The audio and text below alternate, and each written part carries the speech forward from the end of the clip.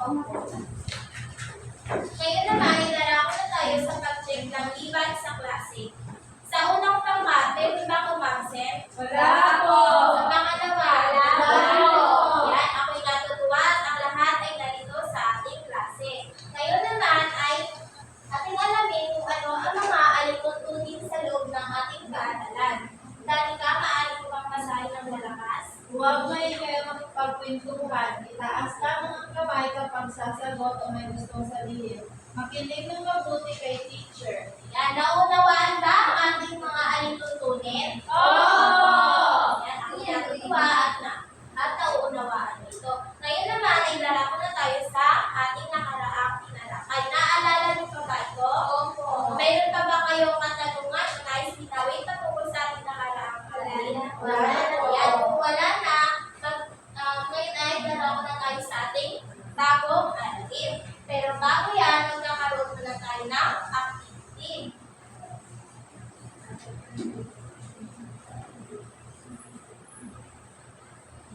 Kaya nais mo bang basahin, Karen, ang kanuto? Buukin ang mga larawan na may iba't ibang uri ng hayop pagkatapos ay ipresenta ito sa buong klase. Ayan, ang gagawin nyo lamang ay bibigyan ko kayo ng mga papel na at buuhin nyo ang mga larawan na narito. Ito ay puzzle. Ayan. Tapos na ba ang lahat? Opo! Maaari nyo nang ipasay ko kay teacher.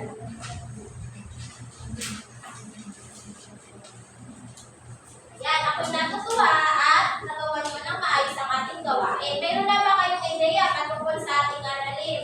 Opo. Ano sa tingin mo, Karen, ang ating aralin? Sure. Sa palagay ko po, teacher, patungkol po sa mga alagang hayop na puti. Ayan po, Sai. Ang ating aralin ay patungkol sa maaari bang basahin ng sabay-sabay? Pag-aalaman ng mga katambay, may dalawang paa at pang-usla. Ayan, at ang ating layunin ay pakibasa. May isa-isang mga hayop na may dalawang paa at pagpapaisda bilang magkakataang buhay. Kaya ipapakita ang kaalaman, kasanayan, kawihan at kabutihang dulot ng pag-aalaga ng hayop na may dalawang paa at pagpapaisda bilang sa magkakataang buhay. Nagbibigay halaga ang mga hayop na may dalawang paa at pagpapaisda bilang magkakataang buhay. Ayan, naunawan ba ang ating layunin? Oo! Sino may mga alagang hayop dito sa inyo? Ayan, ako'y natutuwa at ang lahat ay may mga alagang hayop. Ngayon naman, samahan ninyo si teacher na pamasyal sa farm. Excited na ba kayo?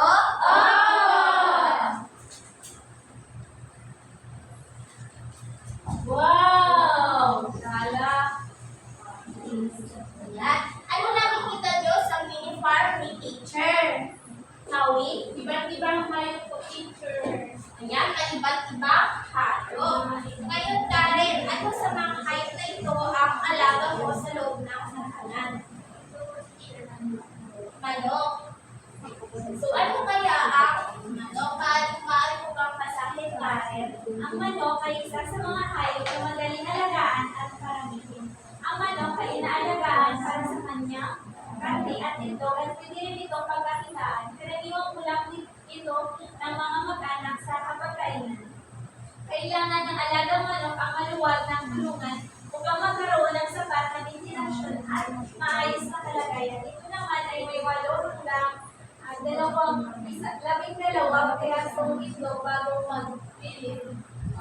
2 per isa. Ayan, kapusay. May mga alaga pa kayong manok sa inyong tahanan? Ito ba ay napagkakakitaan? Yes, teacher. Tulad ng kanyang itlog at ng karne o kaya pwede rin siyang kagulang ng buong pamilya. Ayan, ito naman, Mary Joy. Ano naman ang nakikita mo sa akin as our teacher? Pakibasa. Mary Joy. Ang karaniwang buhay ay isang uri na maliit na ibong hinuhuli o inaalagaan para sa karne at itlog. Puti pa ang tawag sa isang patang kubo. Ito ay ibon na may maliit na pagpintong na pangangatawan, mga 18 cm, 7.5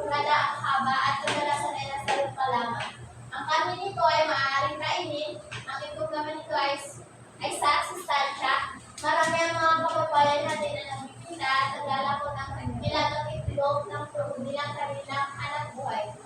Ang pag-aalaga ng buhay, maaaring mo rin pagkakitaan. Marami na rin mga negosyante ang pinasok na ang ganitong klaseng hanap buhay at talaga namang napatunayan nila ang potensyal nito.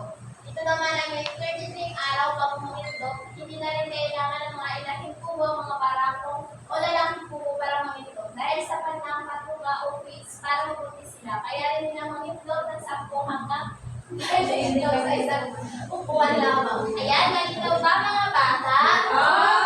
Gusto niyo rin ba mag-alaga ng kubo sa inyong tahanan? Ayan. Dahil ang kubo ay ang itlog ng kubo ay maaaring lagayin at ibenta o may gawing kwek-kwek. Ngayon naman, Hyacinth, anong hayop ang nakikita mo sa living crafting teacher?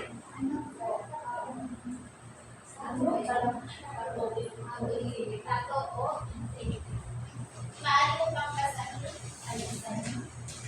Sa magandang pagkakitaan ng pag-aalaga ng itik at pato sa likod ng bakuran ng tahanan, dahil sa malaki ang nagagawang tulong nito sa pamilya. Ang pag-iitikan ay magandang pagkakitaan dahil sa maraming mga produkto na makukuha nito tulad ng balon, penay at ang pulang-pulo. Maliban sa nabanggit, ang pagpapatuhan ay maaaring magpagkukunan din ng itlog at karne. Malaki ang pakinabang sa mga bakuran kung mag-aalaga ng itik at pato sa hindi mag-ialagaan ng mga itik at pato sa mga lugar na malapit sa tubig kung saan may mga suso at tulya para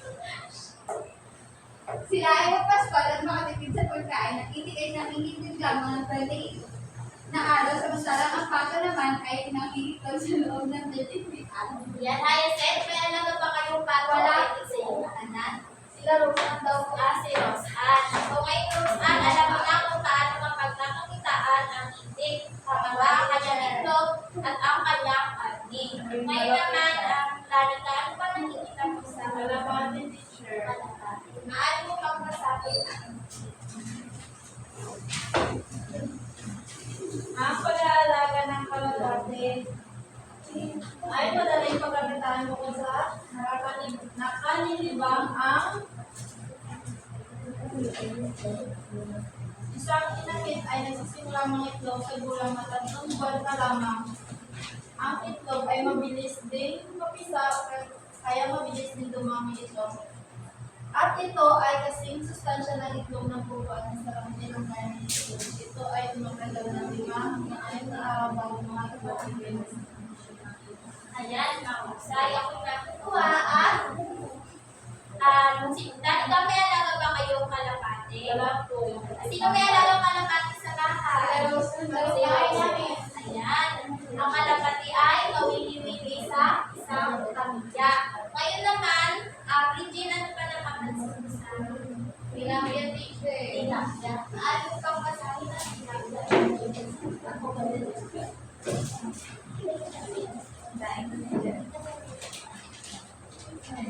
Ang tilapia ay isang isdang madaling alagaan at masarap kainin. Nagtatagal ito ng mga sustansya na kailangan ng ating katawan gaya ng protina. Karaniwang pinapalaki ito sa mga palaisdaan sa likod bahay. Kung may anong tubig tulad ng ilog sa palawa o dagat na malapit sa inyong pamayanan, maaaring alagaan ng tilapia rito. Sa pag-aalaga ng tilapia, kailangan natin isaalang-alang ang mga topografiya, panustos, ng tubig, uri ng lupa at laki ng palaisdaan, 8 buwan bago sila mamimili. Ayan, mahusay. Pwede rin natin gawing daing o pakulang ang tilapia upang makain ng pamilya. Ngayon naman ay ating alamin kung bakit ba mahalaga ang pag-aalaga ng mga hayop na may 2 paa, pangka o isa. Aling kalima, ano kung bakit sa amin?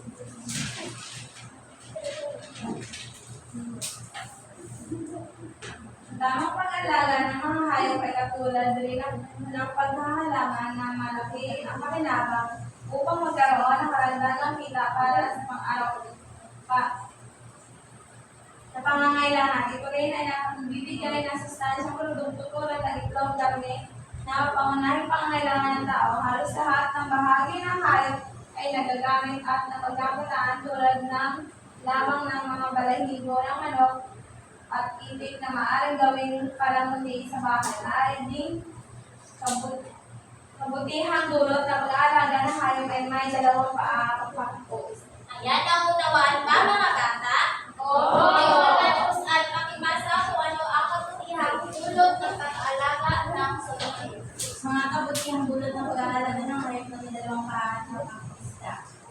Bigay saya, nakakalis ng inip. Pangalawa, mabuti sa malusugan ng tao. Pangatlo, wala ng kabuhayan ng mga anak. Pangapat, mapagbibigay ng pagkain tulad ng ito at karni. Panglima, nakakatulong sa mga tutulong sa bahay.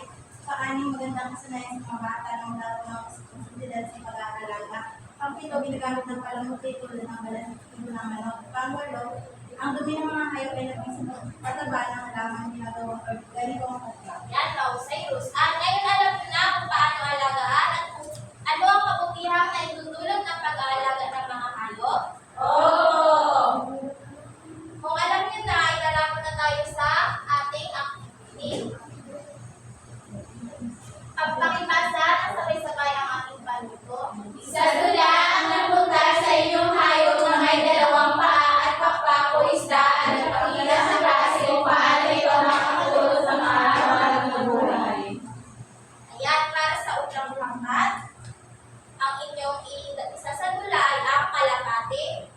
Sa pangalawang pangkat naman ay manok at sa pang-apat ay tilapia. Ang pangatlo ay tilapia at ang pang-apat ay pato. Naunawaan ba mga bata? Opo! Tapos na ba ang lahat? Opo! Yan nyo na wonderful clock ang inyong mga sarili. 1, 2, 3, 1, 2, 3, wonderful! Ngayon naman ay dalaw na tayo sa ating pangatlong activity. Narito ang mechanics. Pakipasa na sabay-sabay. May ihanda akong paborito na naglalaman ng mga larawan ng mga hayop na may dalawang paa at pakpak at isda. Ang pamagat ng ating aktividad ay pasasok ang kahon. Ang gagawin nyo daw ay makisabay ng kamatang doon. Bridge, small and down. Kakagado ang tutupos so ang may ituan ng kahon, bubunot ang isang larawan at tukuyin mo anong hayop ito. Kung ano makukuha na ating kaalaman, kasanayan, kawilihan at kabutihang dulot ng pag-aalaga ng hayop na may dalawang paa at pakpak. Naunawaan ba mga bata? Ngayon naman ay si teacher mo na para maunawaan. Yung halimbawa, nagbunot ni teacher ay ang manok. Ngayon, ang sasabihin ni teacher, ako si manok, ako ay kumibili sa isang pamilya, ako ay nangingitlog, ang itlog ko ay pwede bibinta, gawing quick-quick at iba pa. Gayon din naman ang aking karni. Kaya, mabuting alagaan ninyo ako. Naunawaan ba mga bata? At ang kinatutuwa at ang lahat sa inyo ay alam kung paano alagaan ang manok at kung ano ang mabutihang dulot nito. Ngayon naman ay dalawa na tayo sa isa pang activity. Ayan, pakipasa nga na sabay-sabay. Gumuhin ng mga hayop na may dalawang paa at pakpak o isda na gusto mong alagaan at ipaliwanag sa baba kung bakit ito ang napili mo. Pagkatapos ay bigyan ito sa pisara. Ayan mga bata, may na ako malinis na papel. Ito ay, sabi dyan, iguhit ko ang mga hayop na gusto nyo alagaan. Ayan, tapos na ba ang lahat? Ayan, ang kinatutuwa, ang lahat sa inyo ay gumuhit at mayroon pa nakalagay sa ibaba. Ngayon naman, ay ang ating pagsusulit. Maaari bang kumuha ang lahat ng malinis na papel? Ayan, pakibasa ang panuto. Piliin ang angkop ng kasagutan. Isulat ang titik ng tamang sagot. Ayan, ito ang papel at isulat ko sa inyong malinis na papel ang tamang sagot. Tapos na ba ang lahat? Bigyan nyo ng palakpak ang inyong mga sarili. Para sa ating huling gawain, kumuha ng kwaderno para sa takdang aralin.